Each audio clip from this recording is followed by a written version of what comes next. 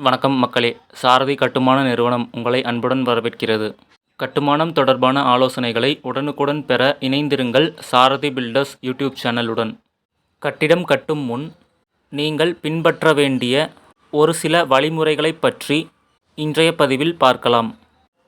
முதலில் உங்கள் கட்டிடத்திற்கு தேவையான வரைபடத்தை தயார் செய்து கொள்ளுங்கள்.